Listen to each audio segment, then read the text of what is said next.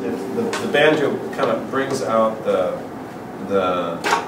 Renaissance kind of folkier aspects of Bach's ideas, which were, you know, tuneful. So here's what we'll do.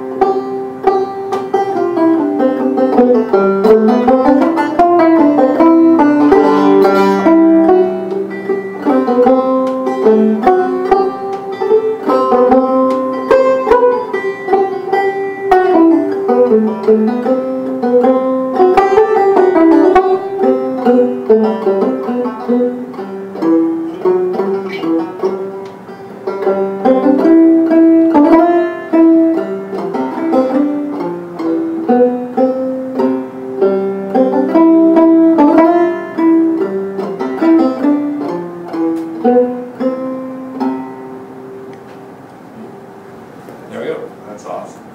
I got addicted to Bach. It was like, you know, I've never been addicted to drugs, but I felt like I experienced it somewhat. There was like, I couldn't, for a chunk of time, I recorded the Bach cello suites, the first and the third one, and for a 7-year period, that's about kind of all I played. And I every so often I think, well, I could go play something else, but then I'd go pick up the instrument and I would be drawn once again into like this, the brilliance of Bach.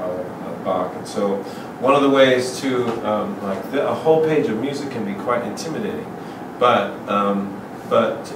as you've already experienced in these first 4 lines, you know, none of those lines were completely overwhelming.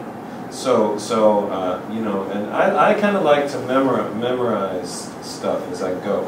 So like you're gonna, if you say, well, I'd like this tune and learn this tune, you might you know, say next time you go to play it, you could, you know, and it's whatever time it is, it's 2:30 and you got till 2:45, and then you got to go.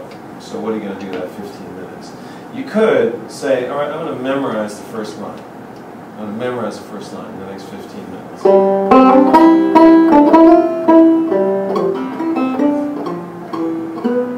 15 minutes later, you play that and think, okay, gotta go. Done. Now, later that day, you have 3 minutes where you also get to play the banjo. Pick it up. Don't ever put it in its case. Leave it out. Quiz yourself. Do I still have it?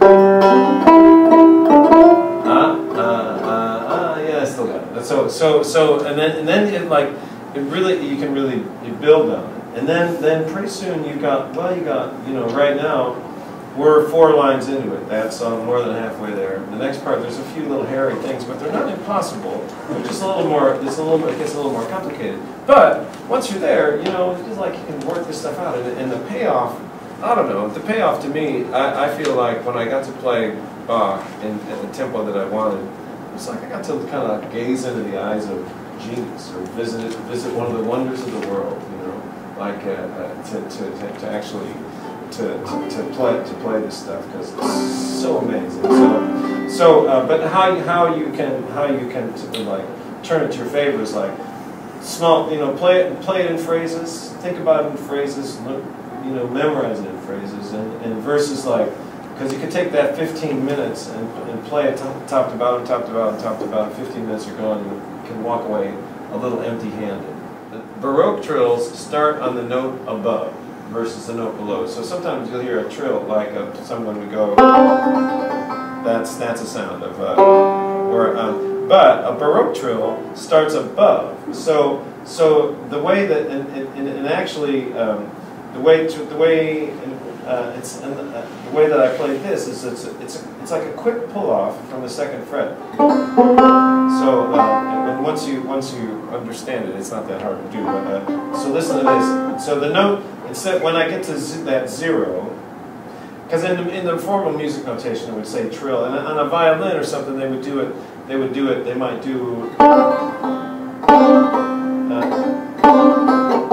They might do it more than once. It sounds a little goofy on the banjo if it's like it makes it too like flowery or something. So I just kind of do a quick trill, which is it's ultimately a quick pull off.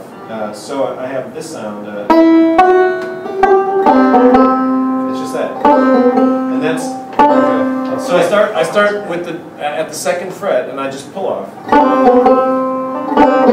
In fact, let's just start right there. So play, skip the first measure and just go to the second measure. You start with your index finger on the second fret of the second string, and you're just going to go just like that. And it's as if if there was no trill, it would just sound like this, right? So I add the trill, and it just adds that sound. And it's just kind of a neat little sound. And then exactly, that's it, yeah. What do we do at banjo camp? We learned the Baroque trill on the banjo.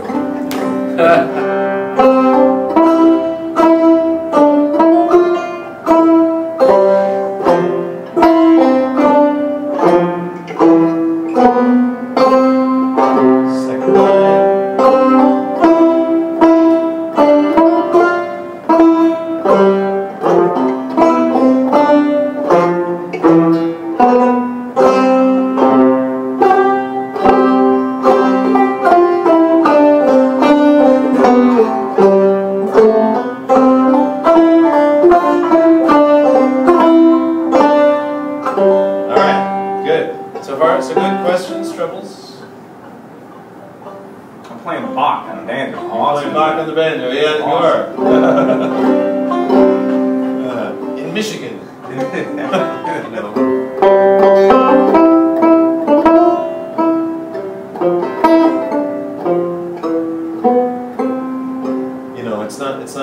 It's not even.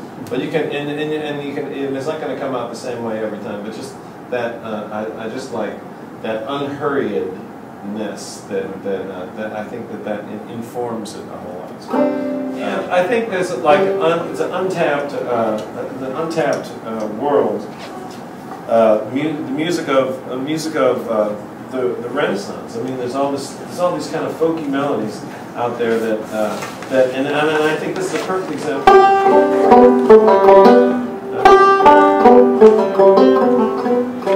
I mean, that's a